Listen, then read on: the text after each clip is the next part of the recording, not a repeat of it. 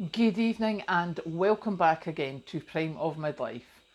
It's Thursday evening and I'm back again this evening to talk about housing. The reason I'm doing that, I read a report today that Rightmove have put out figures saying that the rental prices in the UK have gone up about 10% in the last 12 months. And the average rental outside London is £1,278 per month. Now, obviously, that's not for a small one-bedroom house, but that's anything, well, it's on average, so it could be anything. If you're within London, it's £2,627 per month. Now, I don't know about you, but those numbers are, closer to my month's wage than what I'm paying in mortgage. But obviously people's mortgages have gone up, and for some landlords that's meant that they've had to sell. And it just struck me as to, excuse me, how do we get around that?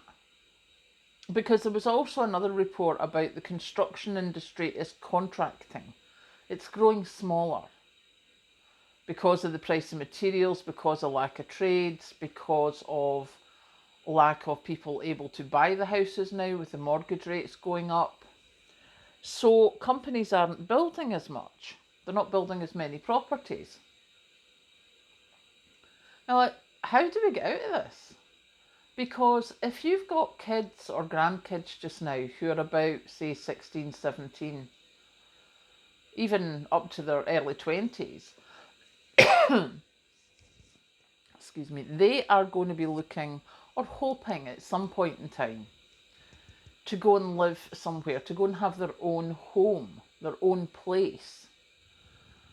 And it's getting more and more difficult. So in the next 5 years, I dread to think what it'll be like. Now, I know for us, because we had to sell my parents' home for care home fees, that's something that could still affect a lot of families.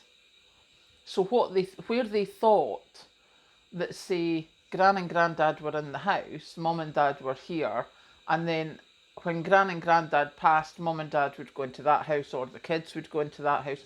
This house is no longer part and parcel. So there's now one house in the family if they've purchased it. If it's a rental, unless you're in social housing, there's no guarantees. And even then, depending on the contract you've got with social housing, you might not have any guarantees either.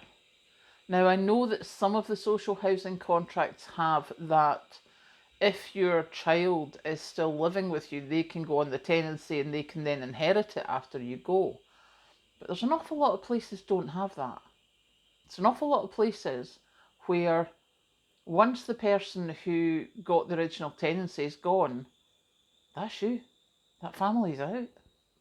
And I know I heard recently of one lady who looked after her mother for many years in a council house.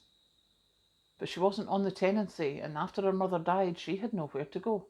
She ended up homeless and had to go on the council list for homeless. She couldn't stay in the family home because she wasn't on the tenancy. And I know that the housing associations that I know of, or some other social housing, they will allow the next person on the tenancy to inherit the tenancy, but they'll only allow that to happen once. So, if my parents had a council house and I had come to care for my mum and I got the tenancy, Kathleen would not be allowed to get that tenancy after me because there's a cut-off point. And it's quite weird because it's like, how do you fix this? How do you fix this lack of housing when house builders aren't prepared to build because it's not worth it for them profit-wise? When people who want to buy houses can't afford to buy because of the increase in mortgage rates, which has gone up so much more than any supposed increase in wages, how are we going to cope with this? And I think it is going to be, at the moment, it's multi-generational living. And if you think that's what's going to happen, you might want to be looking at your granny flat out in the garden, changing your second or third bedroom, if you've got one, into like a bed sit, so that whoever else is having to stay with you, they've got their own space, so they're not in and out the house. But, Rightmove are saying that there are some serious increases in rent. And then the lady who's president of the IMF or something, it was another report I read, and she's saying it doesn't look like interest rates are going to come down till 2026. They're probably still going to be above 5%. So that's not something to be looking forward to. So I think for us people of a certain age, certainly, and for our kids and grandkids, we need to be having that discussion. We need to be trying to make sure that our families have roofs over their heads. So, yeah, I just thought I'd come and put that out there, because putting all those reports together, it doesn't look like there's going to be a solution to the lack of housing anytime soon. So it's something to keep in the back of your mind and see what you can do with it. See if there's anything you can set up. See if there's anything you can do just to make it that bit, make your family that bit more secure in your housing. Catch you later.